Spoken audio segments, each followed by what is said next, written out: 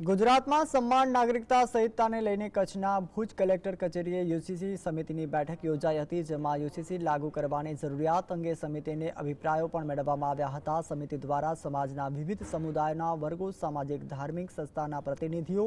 પ્રભુત્વ નાગરિકો પાસેથી સન્માન નાગરિક સંહિતાના અમલીકરણમાં કયા મુદ્દાઓને સામેલ કરવા જોઈએ એ સંદર્ભમાં મૌખિક તથા લેખિત પ્રતિભાવો સૂચના મેળવવામાં આવ્યા હતા। આ સમિતિઓ ઉપસ્થિત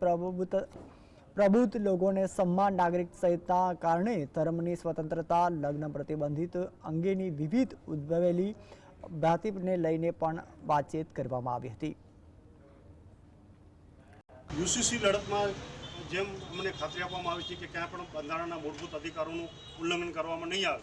એવી ખાતરી આપવામાં આવી છે, છતાં પણ ક્યાંય પણ મુસ્લિમ સમાજના જે અધિકારોનું હનન અથવા તો મુસ્લિમ સમાજને જે મૂળભૂત અધિકારોનું જે ઉલ્લંઘન થશે તો એવા કાયદાને અમે સમર્થન નહીં કરી અને એવા કાયદા સામે અમે લડત કરીશું।